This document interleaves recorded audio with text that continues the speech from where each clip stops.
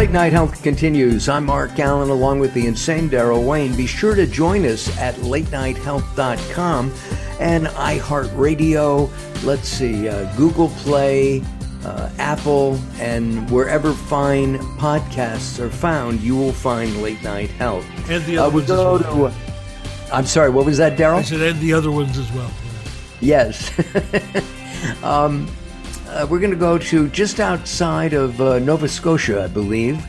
The time difference is 4 hours instead of East Coast 3 hours, where we have a lot of our guests. And our new friend Douglas Mulhall is on our line. Douglas, welcome to Late Night Health. Mark, it's great to be back. Nice to hear from you again. You've written a book. It's just come out. You are #1 on Amazon in a number of categories. The name of the book, Discovering the Nature of Longevity, Restoring the Heart and Body by Targeting Hidden Stress. Can we really live to be 120? Well, we're already living to be 120. That's not the problem there. There are two issues around it. The first one is how well we live to 120.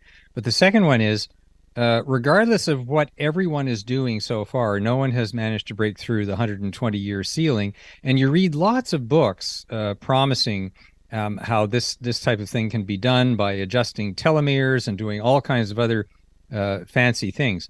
But the real question underneath it is there some type of underlying mechanism that really starts from birth that is affecting how long and well we live?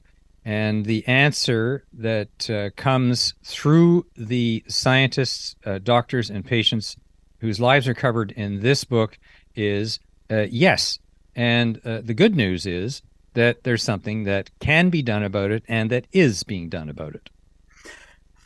I know that you have said to me in previous conversations that death begins at birth. You're born and we know you're going to die at one point. That's correct. Right? Yeah. In other words, from the moment you're born, a whole series of environmental stresses starts to attack your body. And for those who are thinking, is this some type of weird thing? No, it's not weird at all. These stresses just aren't apparent until you're a lot older, because when you're younger, you don't notice the damage. Your body is resisting them. But unfortunately, a few things happen also inside your body when you get around the age of 30 that dramatically reduces your capability to resist these things. And we'll get to that in a moment. We've all heard the word genetics. You know that, if your father has blue eyes and your mother has blue eyes, you are going to have blue eyes. If your mother has blue eyes and your father has brown eyes, you have a good chance, according to, I'm trying to think of the geneticist. He was a monk in Poland, I believe. And you have a good chance of having brown eyes. But now there's a new branch of genetics, epigenetics, where you can change, maybe not your eye color, but maybe things like your heart condition, diabetes, being able to fight the genetic propensity to develop diabetes. Would you comment on that? Yeah, sure.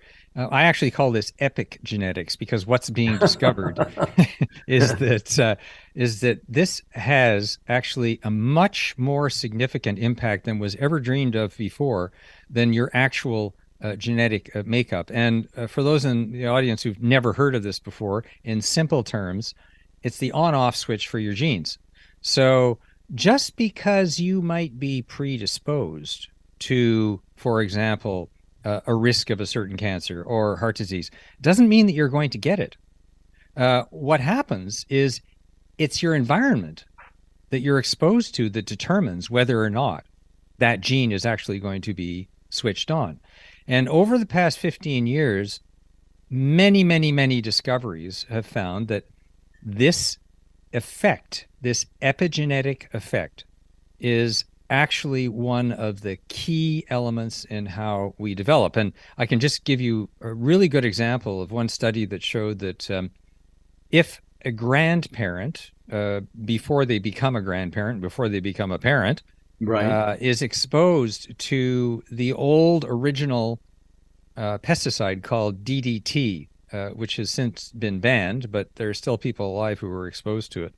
And there's still countries that are still using it. There is still being illegally used as well. Yes. In those cases, um, the parent actually passes on a epigenetic effect to their offspring that is then passed on to those parents' offspring. So it's the grandchildren, and they have a higher risk of developing diabetes. So think about that for a moment. Oh If you're man. exposed to DDT and then you have kids and your kids have kids, those kids have got a higher chance of developing a diabetes than other people. So you can see from that example how, number one, it jumps across generations.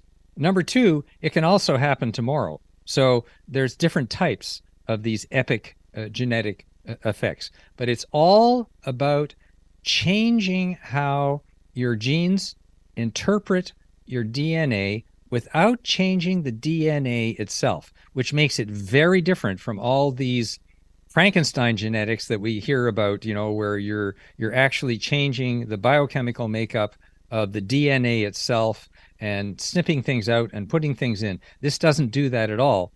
And because of that, when you start talking about how to fix things, it's a lot safer. Because guess what? Your mistakes are reversible. Epigenetics effects can be reversed. So this is really an encouraging development. One of the things that just popped into my mind is, and we talk about genetically modified organisms all the time. We know that, I know that your wife, Katya, who's been on our sister show, Mark Allen Cooks, and we'll be on in a couple of weeks again. We've talked about eating clean, no animal products, and no genetically modified organisms. Frankenfish.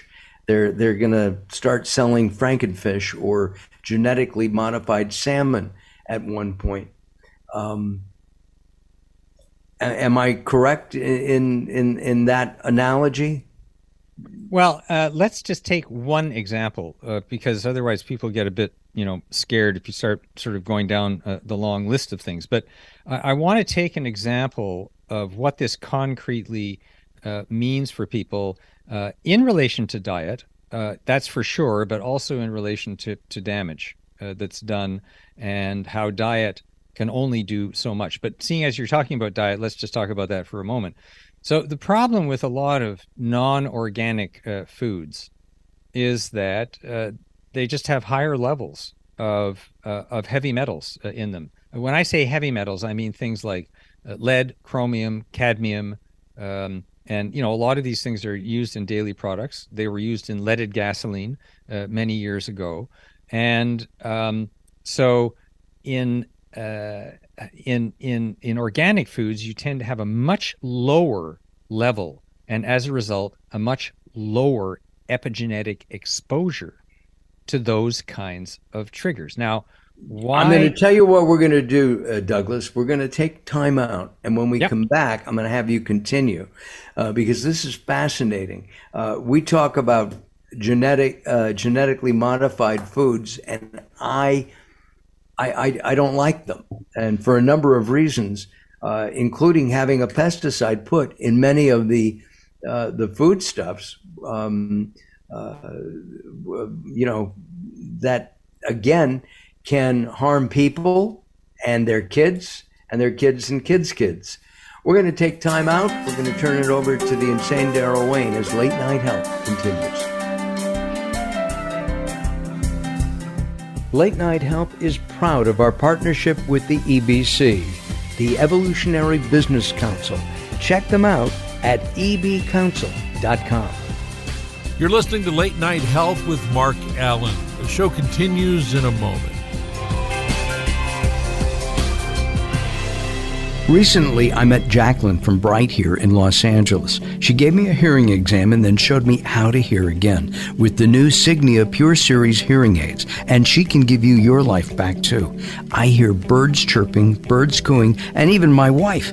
They easily connect to my smartphone. The Signia hearing aids are amazing, and with the charge and go, I don't have to fiddle with batteries and hear all day long. Not hearing is frustrating for you and your family. I know you don't have a problem, but trust me, call Bright Here now for a free hearing exam, a $125 value, yours free, just for making an appointment now. There are offices throughout the Los Angeles area. Call Bright Here now at 323-424-7100. That's 323-424-7100 for a free hearing exam. There's no obligation. Call now, 323-424-7100, or visit them on the web at brighthere.com. If you're listening to Late Night Health right now, you're part of the growing target of baby boomers we're serving. Hi, I'm Daryl Wayne, producer of Late Night Health, inviting you to join the Late Night Health family. If you have any business targeting the growing boomer market, Late Night Health is the ideal advertising vehicle for you. From vitamins to insurance, alternative health to Western-style medicine, Late Night Health caters to the growing population of those over 40 years old.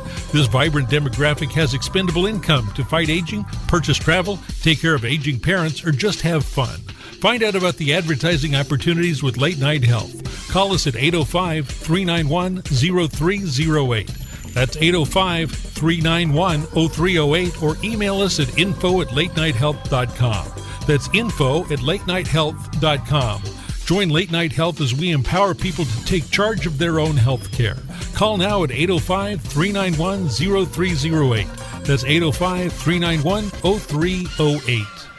Sometimes it's not what you say, it's how you say it. Words are a critical aspect of success. How you get your point across is a crucial part of what makes anything sell. So do it right and hire a writer. Whether it's articles, blog posts, technical writings, website content, product descriptions, or ghostwriting anything from a novel to a nonfiction book about your navel, contact Servet Hassan. If you want it to sell, write it right.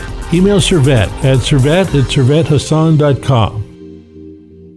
It's time to tackle a tough topic, one that affects us all. We're talking about sexism in the workplace. The award-winning Identifying the Elephant in the Room series is back and ready to tackle some complicated communications issues again. This spring, we're focusing on critical communication strategies in the face of sexism. Join us as we hear from professionals in the natural products industry who have valuable career lessons to share and real-world experience to discuss from all sides of the elephant. It's time to have an honest and open conversation about the impact of sexism in the workplace and how we can make it better for everyone. Identifying the Elephant in the Room series starts March 16th. Register today at inicibox.vfairs.com. That's INICIBOX.VFAIRS.com, and join the conversation to be part of the solution.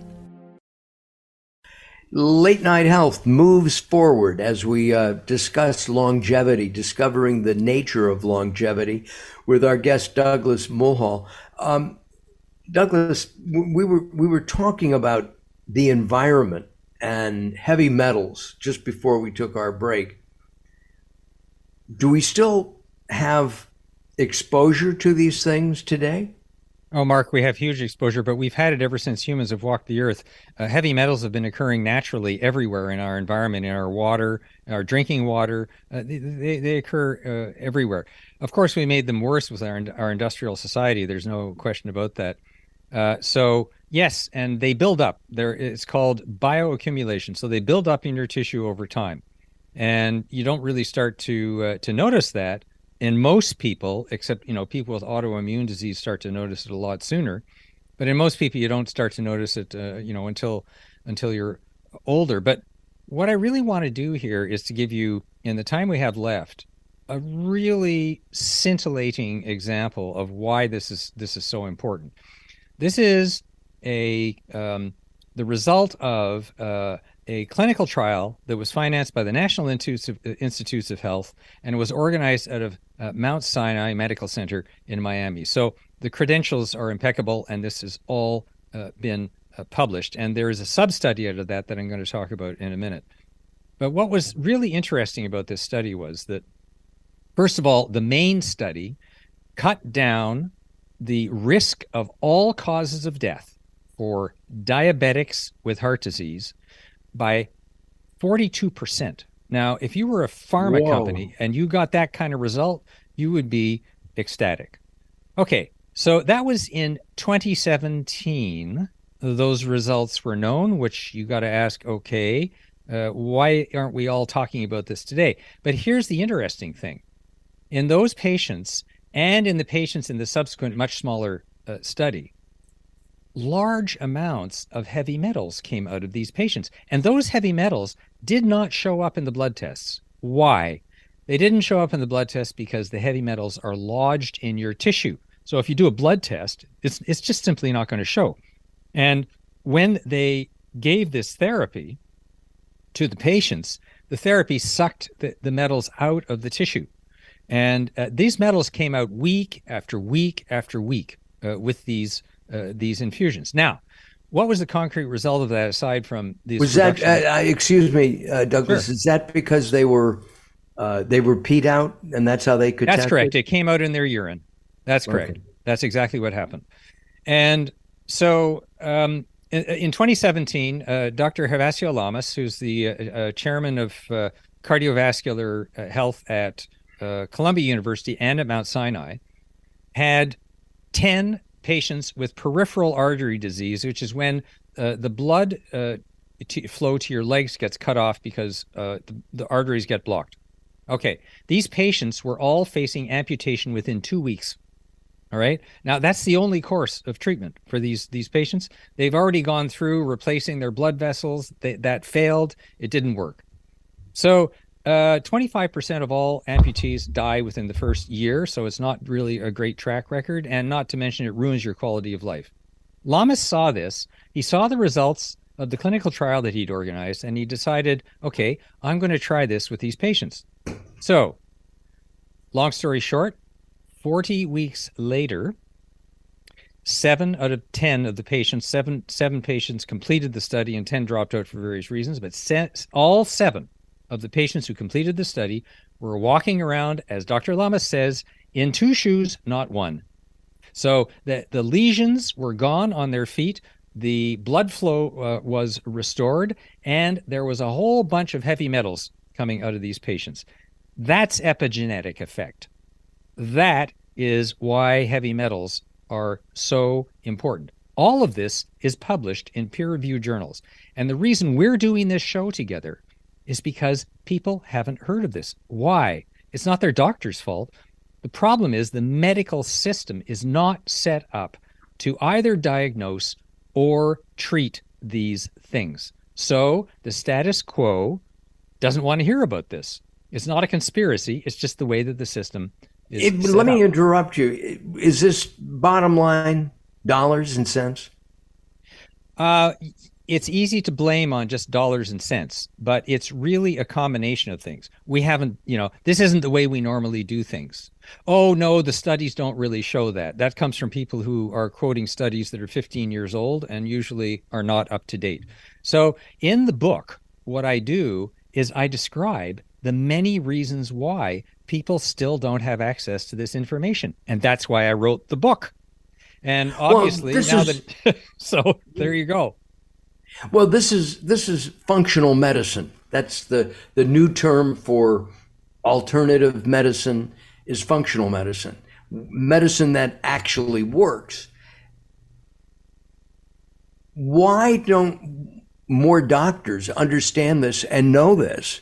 I mean, first of all, it would simplify their practice, especially those who work with older people who have diabetes. The label alternative medicine gets slapped on this stuff, but the question I ask is, seems to me as though a lot of traditional cardiologists are using this. And for example, there's another product called Nanobac TX that has been used, for example, in a observational clinical study by the vice president of the Florida chapter of the American Heart Association, and his patients started to show reductions in their calcium scores. So this is a conventional cardiologist trying a new therapy that someone has slapped the name alternative on, but in actual fact, it's just it's another therapy. It just happens to target something that the standard therapies don't target, and that's the way I like to characterize it. The standard system of care is not designed to focus on these things. So this is a question of design. It's not a question of intent. Is this similar in Canada and the US, where doctors treat symptoms and not the cause? Yeah, it's the same thing in Europe. But I have to say this, it is changing. These therapies are available almost everywhere. You can order Nanobac TX by mail. You can go into several clinics around the United States for the infusion therapy. So it's not like it's not available. Some of it isn't covered by insurance, and people say, oh, well, it's too expensive then. Well, expensive compared to dying? I don't think so. And besides that, people, when they look at comparative costs, don't consider all the hidden costs that are available with standard therapy that they never hear about from their insurers until they end up paying it out of pocket. And those costs can exceed the original cost of your insurance policy itself. So you need to really be careful about this. And Mark, I just have to finish by saying I'm not a physician. So this is not medical advice that I'm giving. All I'm doing is telling the stories of the innovators and the patients and the doctors who are actually doing this. The book is an observational book, and it's up to people to make up their own minds with their own physicians. And Douglas is, I guess your background is writing about science. Yes, but I've also spent the past 30 years developing healthy products. So I'm pretty familiar with the whole heavy metal issue. In fact, we have spent the past 30 years getting heavy metals out of these products. That's my expertise. Gotcha. Douglas, thank you. I look forward to more conversations because, frankly, I think that people over 50 start thinking, I want to wake up and know that I'm Mark or Daryl or Douglas, and not wake up and wonder where they are, who they are, and be able to move under their own power and not need either help or a walker or whatever. It's just something that I think most people start thinking about. And with the idea of, heart disease and stroke, I think, that scares people. So products like Nanobac TX that you just mentioned seem to be a good way of going. Yeah, and I'm not paid to promote any of these therapies either. And you're quite right, Mark. Stay tuned because there's lots more. What's the biggest space in your body that people have never heard of? What are the trillions of little blobs inside you? We are going to cover those. We're going to cover all that stuff. We are going to do all of that stuff. Hold on, Douglas. Listen, we're out of time. I'm Mark Allen. As always, thank you very much, Daryl Wayne. My pleasure as always. And thank you for tuning in. Have a good week, everybody. Most importantly, have a healthy week. We'll see you next time. Bye-bye for now.